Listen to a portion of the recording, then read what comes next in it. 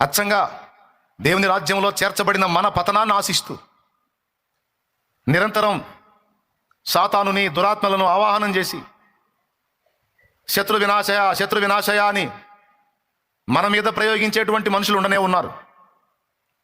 మన నాశనాన్ని కోరి మనకు తెలియదు, వాడికి మనకు ఆశ తగాదలు లేవు, పాడు లేదు, వాడు మనం ఎవరో తెలియదు. కానీ వాడు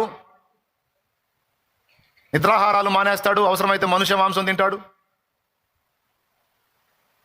అసహ్యమైనవి తింటాడు. ఇవన్నీ ఎందుకంటే సాతానును మెప్పించడానికి, ఒప్పించడానికి. ఇన్ని చేసి వాడు చేసేది ఏందో తెలుసా? భూమి మీద దేవుని పిల్లలు, దైవజనులు, దేవుని పాత్రలు దెబ్బతినాలి, సాతాను రాజ్యం స్థిరపడాలి, దైవరాజ్యం విచ్ఛిన్నమైపోవాలని వాళ్ళు నిరంతరం దుష్టుని సేవిస్తూ ఆహ్వానిస్తూ దేవుని పిల్లల మీద నిరంతరం అదొక విధమైన దాడి. అలాంటి విజ్ఞాపనకర్తలను ఏర్పరచుకున్నాడు సాతాను మనుషుల్లోనే. కొంతమంది అయితే మనుషులు తమంతటా తామే తమ ఆత్మలను అప్పచెప్పుకున్నారని తెలుసా మీకు? సాతాను పిలిచి తమ ఆత్మను అప్పచెప్పుకున్న వాళ్ళు ఉన్నారు. ఒక పక్క మనుషులు, ఒక పక్క దురాత్మలు, దుష్టశక్తులు, అంధకార శక్తులు, అపవిత్రాత్మలు అన్ని కలగలిపి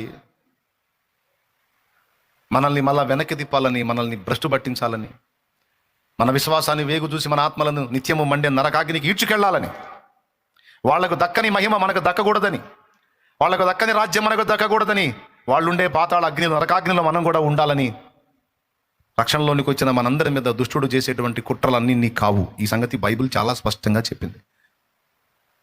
వాడికి సమయం ఇంకా కొంచెమే ఉందని, బాగా కోపం కలిగిన వాడే భూమి మీదకి వచ్చాడని ప్రకటన 12 సాక్ష్యం ఇచ్చింది.